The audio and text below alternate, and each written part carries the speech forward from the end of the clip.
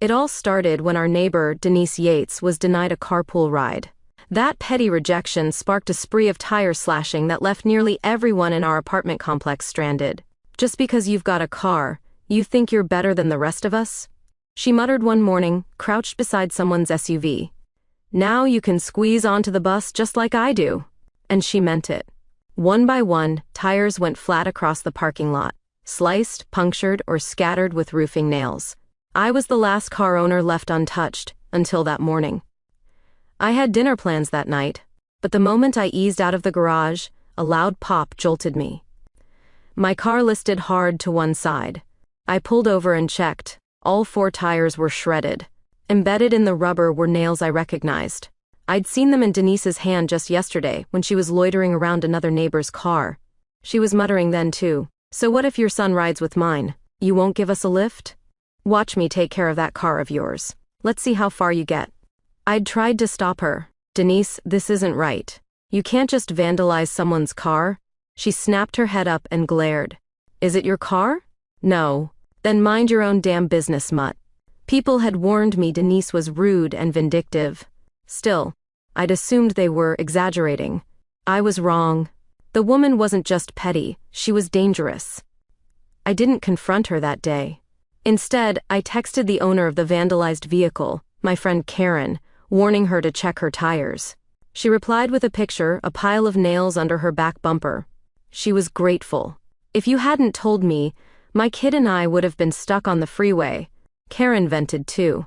Denise's son and her daughter went to the same elementary school, so she'd occasionally given them rides. But Denise had turned her into an unpaid chauffeur, always running late, always bossing her around. And then, just this morning, she'd cursed at Karen's daughter, calling her a useless burden. Karen had had enough. She refused to keep giving rides. And now, here I was, standing over my own slashed tires. I thought that would be the end of it. I was wrong. Chapter 2. Carpool Hostage. The next morning, I found Denise and her son Parker standing in front of my freshly patched-up car, blocking my way like they owned the place. She planted her hands on her hips and glared at me. "You told Karen about the tires, didn't you?" Before I could respond, she barreled on. "She came to our place last night, raising hell. My mother-in-law almost passed out from the yelling. All because you stuck your nose in where it didn't belong?" She jabbed a finger at my chest. "Since you're so helpful, you can start driving my son to school, today." Then, without even asking, she yanked open my car door and shoved Parker into the back seat. Before I could stop her, she climbed into the passenger seat herself. She looked around like she was casing the car for valuables. "Your husband was right. This ride's way better than Karen's. From now on, we're using yours." She snapped her fingers. "And my boy hasn't had breakfast. Take us somewhere nice. He wants fast food." Parker chimed in, kicking the back of my seat. "I want the most expensive burger at KFC." Apparently, since Karen cut them off, I was now the designated sucker. I forced a polite smile. "Sorry, I'm not headed your way, and I'm already running late for work." Denise's smile vanished. "What's the big deal? You're driving anyway." She leaned in, voice dripping with mock concern. "I just thought, you looked so lonely commuting by yourself. We're doing you a favor." That was it. I got out, opened her door, and held it wide. "I really can't help. You'll need to take the bus or call a rideshare." She stayed planted, arms crossed. "Come on, just drop us off. You're being selfish." I said nothing. I stood there, arms folded, unmoving. Finally, realizing I wouldn't budge, she climbed out with a snarl and yanked Parker after her. "You arrogant little tramp," she hissed. "So you've got a car, big deal. God knows how you got it. Probably slept with a few men to pay it off." Parker turned and kicked my bumper. "Your car's gross. I wouldn't ride in it anyway." I slammed the door, drove off, and didn't look back. But later that night, I found all 4 of my tires shredded again. That was the final straw. Chapter 3. No good deed goes unpunished. I stood there staring at my car. 4 tires slashed again. I'd tried to let it go the first time, hoping to avoid drama with a neighbor like Denise. But this was war. I grabbed a few of the nails from the pavement, same kind, same trick, and stormed over to Denise's apartment to confront her. She opened the door with that smug little smile. Tires blown again? Ha! That's what you get for sticking your mutt nose in my business. I felt my blood boil. I'm not a dog, Denise, but you're a real piece of work, slashing someone's tires because they won't give your son a free ride? She laughed. Damn right I did it. You car owners act so high and mighty. Now you get to stand at the bus stop like the rest of us. Then she sneered. Go ahead. Call the cops. What are they gonna do? I didn't slash anything. I just dropped a few nails. You're the idiot who ran them over. I didn't waste more breath arguing. I went straight to the building manager and asked to review the security footage. The video was crystal clear. Denise kneeling in front of my tires, sprinkling nails with glee, then hawking spit all over my windshield for good measure. Perfect. I made a copy, just in case. But before I could even call a tow truck, my phone buzzed. A message from the building's group chat lit up the screen. Denise Yates, my son's having a seizure. Anyone with a car, please help us get to the hospital. She included a shaky video. Parker on the floor, convulsing white foam frothing at his mouth. The group chat exploded. Call an ambulance. Is he okay? Didn't know he had epilepsy. Then another neighbor chimed in. I do. Last time he had a seizure, Denise blamed my kid for pushing him, said it was the stress. Got $2,000 out of us. The chat went dead silent after that. Not a single offer of help. Denise's reputation had caught up to her. Karen messaged me privately. Everyone who's ever had beef with her ends up getting payback in some way. Her mom-in-law dumps trash at people's doors. Her kid hits other kids. And Denise? She slashes tires. No one trusted her. Denise kept begging in the chat. What's wrong with you people? Don't you have hearts? If my kid dies, it'll be on your conscience. Still, no one answered. Then she tagged me. And Karen. And every single person in the building who owned a car. I finally replied, I'd love to help. But, remember this morning, you slashed my tires. I'd help if I could, but I'm stuck too. The chat lit up with laugh emojis and popcorn gifs. A few neighbors even backed me up, sharing their own horror stories. She slashed mine last week because I told her not to dump trash outside my door. She nailed mine after I refused to give her a ride to the grocery store. And so it went. Denise lost it. She spammed the group. Y'all think you're funny? You've all got cars. What, too good to help a sick child? I'm not begging anymore. Just wait. If anything happens to Parker, you're all killers. Still no offers of help. Then, a few minutes later, she relented. Fine, I called an ambulance. Not like I can't afford it or anything. Just thought I'd give you all a chance to show some neighborly love. Guess I was wrong. Someone posted a yawning emoji. Another wrote, you could have called them 30 minutes ago. Every minute you wasted yelling. Here was a minute your son didn't have. Denise had no comeback. Outside, I watched from my window as the ambulance approached. But it didn't get far. My car, tireless, immobile, was still blocking the narrow driveway. The paramedics stopped. I saw one of them circle my car, phone in hand. Then Denise lit up the group chat again. Whose stupid car ice blocking the gate? You're killing my son. I replied calmly.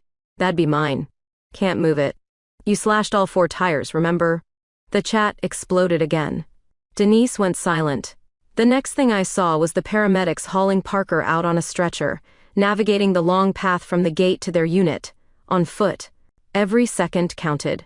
And Denise had wasted too many. Chapter 4, The Price of a Nail. The paramedics were struggling. From my window, I saw them pushing the stretcher through the narrow pathway, their pace slowed by the long walk from the complex entrance. The ambulance couldn't get through, not with my car blocking the gate. And my car wasn't going anywhere, thanks to Denise. Nearly 40 minutes had passed since Parker's seizure started. Someone in the building chat sent a new video. It showed Denise arguing with the EMTs, her voice shrill and bargaining. Look, he's had seizures before. He always comes back around.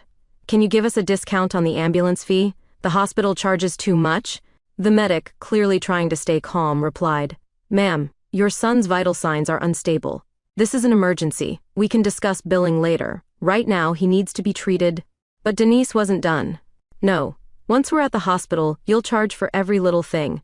X-rays, blood work, meds. I know your game. You're just trying to make money off us.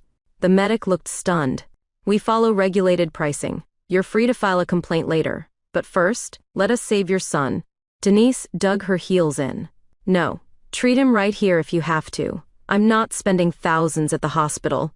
People in the chat were speechless. One neighbor posted, "Is she really haggling while her son's dying?"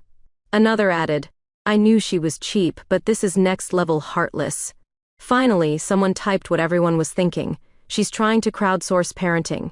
If you can't afford a kid, don't have one. Denise's husband, Greg, finally arrived, looking like he'd sprinted all the way from work.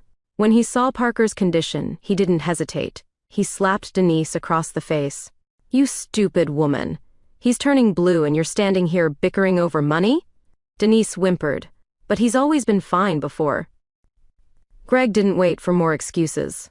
"Get on that ambulance. Now. If anything happens to my boy, I swear I'll never forgive you." Reluctantly, she climbed into the ambulance with them. Finally, the sirens wailed, and the vehicle pulled away. But it didn't get far. Seconds later, someone in the group chat screamed, "The ambulance stopped." Another neighbor posted a blurry video. The driver had stepped out to inspect the front tire.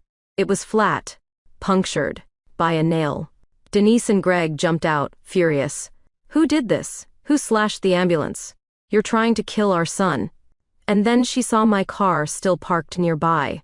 Denise's eyes went wide. Next thing I knew, she was tagging me in the group chat again. "It was you, you evil little bitch. You planted a nail and popped the ambulance tire. You wanted Parker to die." I was still in my apartment. I hadn't even stepped outside. But now I was the villain in her story. I replied, "Excuse me? I haven't left my place all night. You're the one known for spreading nails. Maybe you dropped one by accident when you were slashing my tires." She posted a photo of the nail, claiming it was identical to the ones I had shown earlier. Too bad for her. A neighbor jumped in.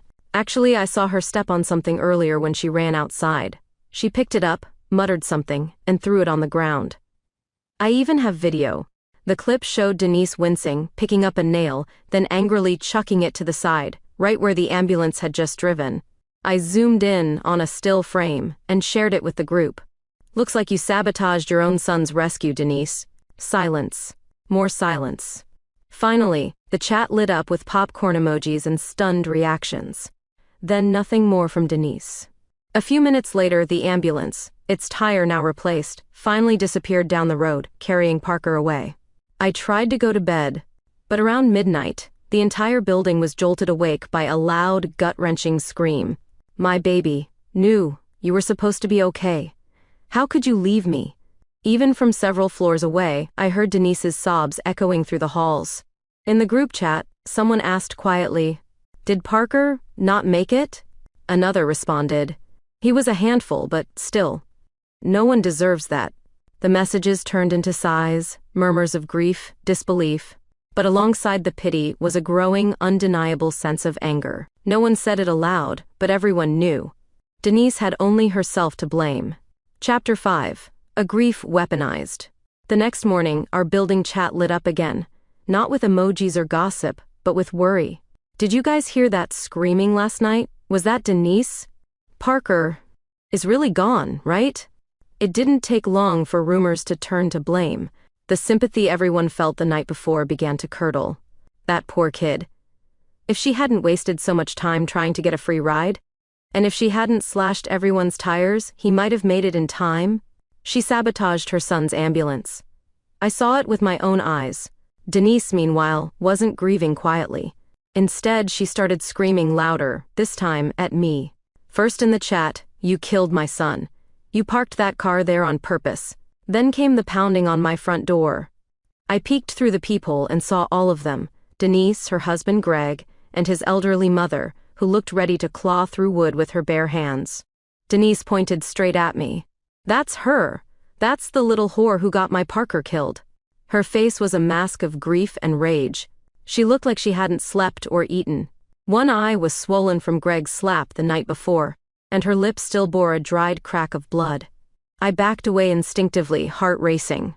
I tried to shut the door, but Greg's mother shoved it open before I could lock it. "You evil girl," she screamed, grabbing a fistful of my hair. "My grandson is dead because of you. You're going to pay." I ducked just in time to avoid her swinging hand. Help! Somebody help me!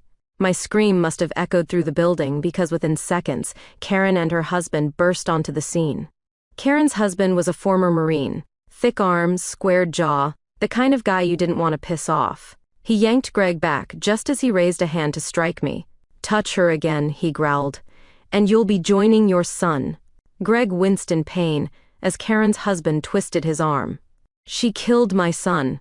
Karen stepped forward. "You slashed her tires, you blocked the ambulance, and now you're blaming her?" Neighbors started arriving at my door, some in pajamas, others in bathrobes. But they all stood between me and Denise's family. Greg glared at me. "You think you're better than us? You and your fancy car and your smug face?" I finally snapped. "My car was parked there because your wife slashed my tires. If you want someone to blame, look at her. She did this, not me." The crowd murmured in agreement. Someone muttered, "She's right." But Denise wouldn't stop. "You're a manipulative little tramp. You're the reason we're childless now." Just then, the police arrived. I had called them the night before, expecting this. 2 officers stepped into the hallway. Greg tried to play nice. "Officers, this is just a misunderstanding between neighbors." But I was already pulling out my phone. "Not exactly. Here's the security footage of her slashing my tires. And here's the chat log where she accused me of murder." Karen handed over the video from last night, the one where Denise dropped the nail that blew out the ambulance's tire. The officers reviewed everything. Then one of them turned to me. "Would you like to press charges?" I didn't hesitate. "Absolutely."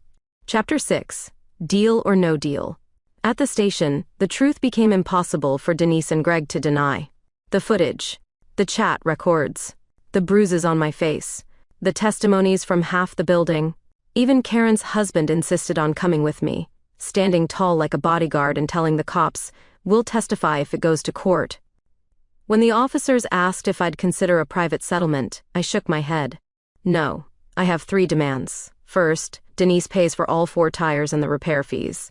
Second, Greg gets punished for hitting me. And third, they never come near me again."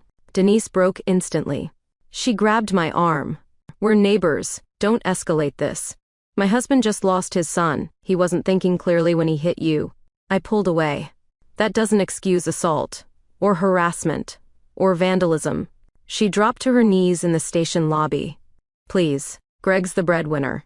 If he gets a criminal record, he'll be fired. We'll lose everything. We'll be homeless." Then, as if it would help, she added, "Come on, you're young and beautiful and obviously doing well. Why are you being so unforgiving?" That's when I knew. This woman wasn't sorry. She was just scared. "No," I said flatly. "He lays a hand on someone? He pays." Greg heard that and exploded. Right in front of the cops, he turned on her. "You stupid bitch. If you hadn't pulled your petty crap, slashing tires like some jealous teenager, none of this would have happened." He lunged at her. Officers had to pull him back.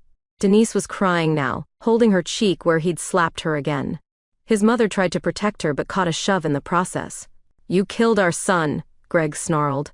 "You and your dumbass stunts. You blamed the girl next door and dragged all of us down with you."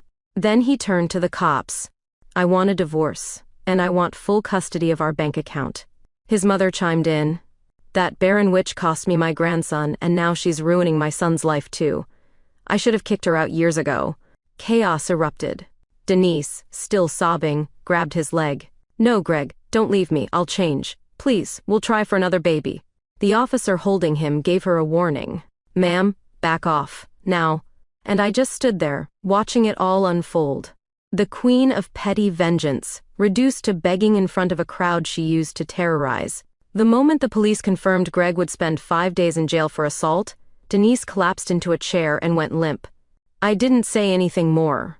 Just left. Chapter 7. Fall of the Queen Bee.